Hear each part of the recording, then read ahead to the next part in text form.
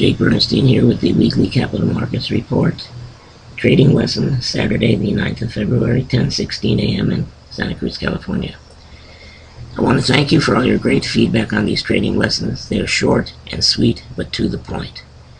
Today let's talk about the so-called CMC indicator, what I call the Cuban Missile Crisis indicator, because there have been some questions about it. Let me show you what I'm talking about.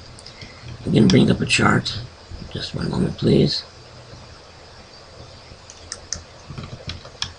Of the moving average channel, and here's the chart. Devon Energy, DVN. You will observe, let me make this chart bigger for you. The beginning of an uptrend on the moving average channel. 2 consecutive bars above the top of the channel, followed by Williams above its moving average, puts us into buy mode, where we're either buying the bottom of the channel and getting out at the top, or we're doing a CMC trade.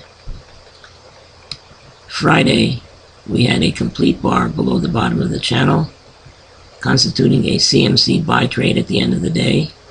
The expectation being that we come back into the channel or hit the bottom of the channel on Monday. High probability trade. Risk, the range of the Friday bar would be the initial risk. At the same time, however, we had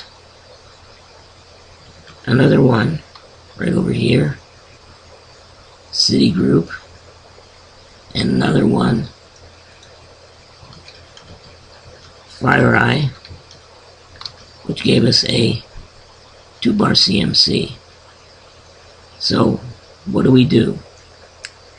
Let's go with FireEye first.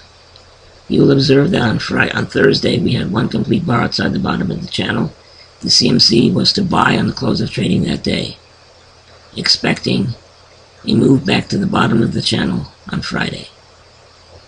However, on Friday, the 2nd complete bar outside the bottom of the channel was also accompanied by Williams below its moving average, which constitutes a sell on this stock. Therefore, if you bought it at the close of the day on Thursday, you're out on the close of the day Friday, or worst case scenario, sometime on Monday. Why? Because the CMC became a sell trigger. I'm not saying the stock is going to continue to sell off. I'm simply saying that in terms of managing the risk on the CMC trade, you need to get out. Now let's go back to DVN. We have this one over here, DVN, which is a buy on the close on Friday, or at the latest Monday on the opening, or C. And there have been many others. The question is, how do you know which one to take? We all have limited funds unless we're Jeff Bezos or Warren Buffett. The answer is really simple. Don't analyze the chart. For me, the answer is, where is the lowest risk? Don't get involved in minute details trying to figure out, this chart looks better, this chart looks worse, let's put a moving average on it, let's do a trend line, let's do support, let's do resistance. Don't do that. You won't be doing yourself a favor. The answer to the question is, which one has the lowest risk? That's your answer. Now you can do both of them in smaller amounts if you want to, because they're not related to each other in terms of industry group. But the answer again to the question, if you have to make a choice, choose the one with the lowest risk, and you know what the risk is on the CMC trade.